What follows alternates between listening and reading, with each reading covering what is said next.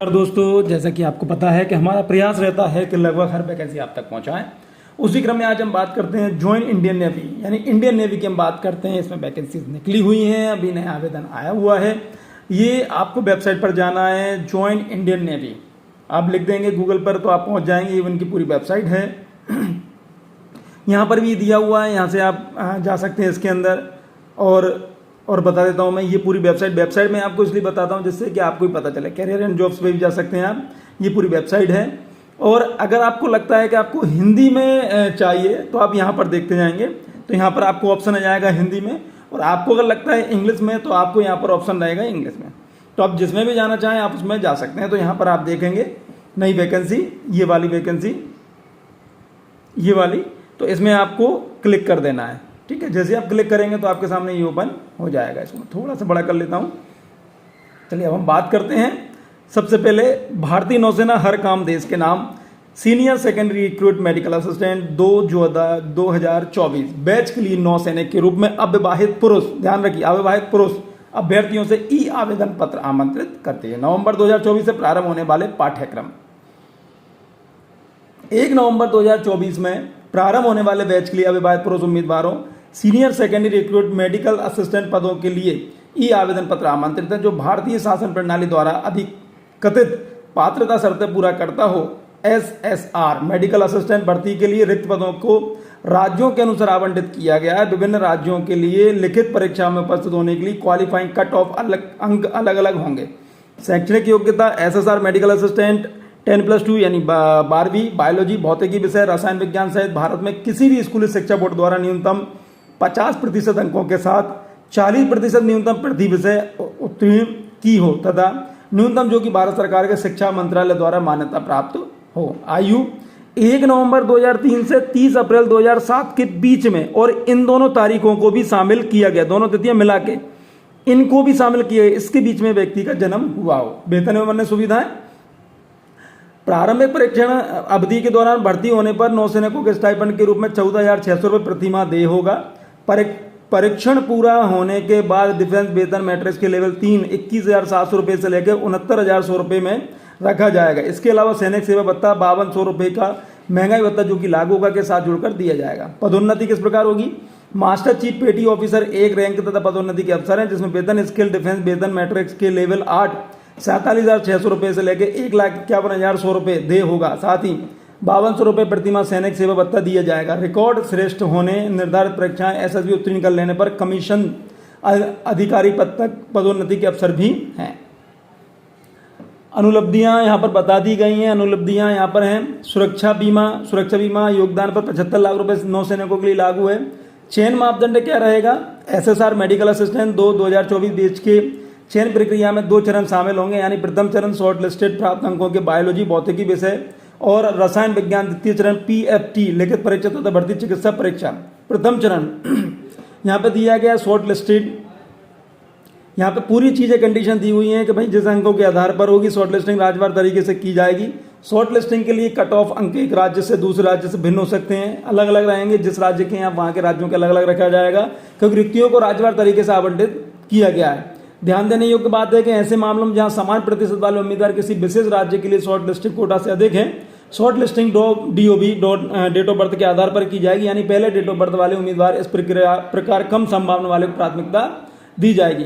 द्वितीय चरण शारीरिक दक्षता का होगा। शारीरिक दक्षता में हम बात करेंगे लिंग पुरुष 1.6 किलोमीटर दौड़ 6 मिनट 30 सेकेंड, उठक बैठक 20, पुशअप 15, सिप अप घुटने मोड़कर 15। लिखित परीक्षा होगी। लिखित परीक्षा द्विभाषी हिंदी अंग्रेजी 72 प्रकार का 100 अंकों का होगा। प्रश्न पत्र में 4 खंड होंगे, अर्थात अंग्रेजी, विज्ञान, बायोलॉजी और सामान्य ज्ञान। प्रत्येक खंड 25 अंक का होगा। प्रश्न पत्र 10+2 12th स्तर का होगा। परीक्षा की पाठ्यक्रम जो है वो आप यहाँ पे www.joinindiannavy.gov.in पर भी उपलब्ध है। प्रश्न पत्र की अवधि 1 घंटे की रहेगी। उम्मीदवारों को प्रश्न पत्र के सभी अनुभाग में उत्तीर्ण होना आवश्यक है। प्रत्येक अनुभाग में कुल उत्तीर्ण अंक भारतीय नौसेना के लिए निर्धारित किए जाएंगे। भर्ती चिकित्सा परीक्षा में आप पढ़ लीजिए जैन सूची, नामांकन पूर्व परीक्षा, चिकित्सा मानक, टैटू। स्थायी टैटू केवल कोहनी से नीचे अंदर की तरफ होने चाहिए, जैसे कोहनी से मुट्ठी तक अंदर की तरफ और हथेली के पीछे। उम्मीदवार के किसी अन्य भाग पर स्थायी टैटू स्वीकार नहीं होंगे और आवेदक को भर्ती में शामिल नहीं किया जाएगा। उम्मीदवार को अच्छे शारीरिक और मानसिक स्वास्थ्य में होना चाहिए और ऐसी किसी बीमारी या अपंगता से मुक्त होना चाहिए जिसमें शांति और युद्ध दोनों समय में तट पर और समुद्र में कर्तव्य के सफल निष्पादन पर हस्तक्षेप करती है। दृष्टि मानक आज संशोधित दृष्टि 6/12 सही दृष्टि 6/6 रंग धारणा CP पास। अभ्यर्थी को सलाह दी जाती है कि चिकित्सा परीक्षा से पहले अपने कानों की वैक्स और दांतों से टार्टर साफ करके आएँ। देखो हर चीज़ आपको बता दी जाती है। विभिन्न क्षेत्रों के उम्मीदवारों के लिए लंबाई में छूट संबंधित नियम वेबसाइट joinindiannavy.gov.in पर उपलब्ध है। जो उम्मीदवार पहले कभी चिकित्सा छात्र जांच में अनफिट हुए उन्हें आवेदन न करने की सलाह दी जाती है। अगर आपने पहले यहाँ पे गए और आपको अनफिट कर दिए गए तो प्लीज़ आप फॉर्म न भरें। प्रशिक्षण और प्रारंभिक नियुक्ति प्रशिक्षण पाठ्यक्रम के लिए प्रशिक्षण अस्थायी रूप से नवंबर 2024 से भानोपा चिल्का उड़ीसा में, ये जगह है उनका, उड़ीसा में दी जाएगा। अनुपयुक्त होने की नकाला जाना। और हम बात कर लेते हैं यहाँ पर प्रारंभिक नियुक्ति 20 वर्ष के लिए होगी। सामान्य निर्देश यहाँ पर दिए गए हैं। आवेदन केवल joinindiannavy.gov.in पर ऑनलाइन भरे जाएंगे और सभी आवश्यक दस्तावेजों मूल रूप से को स्कैन करके अपलोड करना होगा। चयन प्रक्रिया इस प्रकार होगी। यहाँ पर पूरी चयन प्रक्रिया दी हुई है। यदि ऑनलाइन आवेदन के लिए किए गए विवरण किसी भी स्तर पर मूल दस्तावेज मेल नहीं खाते तो उम्मीदवारी रद्द कर दी जाएगी। चेतावनी, गलत निवास स्थान और अन्य विवरण बताने वाले अभ्यर्थियों को भर्ती परीक्षा में बैठने की अनुमति नहीं दी जाएगी और उनकी उम्मीदवारी रद्द कर दी जाएगी। इन चीज़ों का आप खास ख्याल रखिए। किसी भी चीज़ का ऐसा उपयोग मत करिए जिससे आपको कहीं कोई दिक्कत हो। उम्मीदवार के पास निवास स्थान या निवास स्थान से पुलिस सत्यापन होना चाहिए। सत्यापित पुलिस स्थान निवास सत्यापन रिपोर्ट या प्रतिकूल टिप्पणियां वाले रिपोर्ट के बिना उम्मीदवार नामांकन के लिए पात्र नहीं होंगे। समय पर सत्यापन सुनिश्चित करने के लिए चयन सूची की घोषणा के तुरंत बाद पुलिस सत्यापन फॉर्म का प्रारूप joinindiannavy.gov.in से डाउनलोड किया जा सकता है। 6 महीने की अवधि के बाद इस भर्ती नामांकन के संबंध में पूछताछ नहीं की जाएगी। आवेदन कैसे करें? इस प्रविष्टि के लिए उम्मीदवार केवल आधिकारिक वेबसाइट है जो अभी हमने खोले हुए www.joinindiannavy.gov.in पर 7 ये तारीख नोट कर लीजिए 7 सितंबर 24 से 17 सितंबर 24 तक ऑनलाइन आवेदन भरे जाएंगे। प्रक्रिया इस प्रकार है। ये पूरी प्रक्रिया दी हुई है कि किस प्रक्रिया से आपके फॉर्म भरे जाएंगे। इस प्रक्रिया को आप देख लीजिए कि किस तरह से फॉर्म भरे जाएंगे। ये मैं इसलिए नहीं बता रहा हूँ क्योंकि भाई अभी हमारा वीडियो और लंबा हो जाएगा। वहाँ की आप इनको ध्यान से देख लीजिए, ध्यान से समझ लीजिए।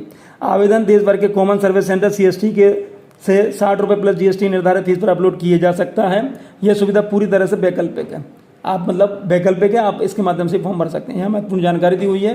तो इस तरह से आप अगर इसमें जाना चाहते हैं ऑनलाइन आवेदन पत्र में दिए गए विवरण भर्ती किसी भी स्तर पर मूल दस्तावेज मेल नहीं खाते तो उम्मीदवार पात्रता, यानी बार बार इंडियन नेवी ये कह रहा है कि आपके जितने भी मूल दस्तावेज यानी ओरिजिनल डॉक्यूमेंट्स हैं वो और आप जो फॉर्म भर रहे हैं वो दोनों एक से होने चाहिए। अगर किसी भी स्थिति में, चाहे आपकी जॉब लग गई हो, किसी भी परिस्थिति में अगर चेकिंग होती है और आपके डॉक्यूमेंट्स अलग अलग पाए जाते हैं तो आपको जॉब से निकाला जा सकता है या फिर किसी भी स्थिति में आपका आवेदन निरस्त किया जा सकता है। ऑनलाइन आवेदन की अंतिम तिथि 17 सितंबर 2024 है।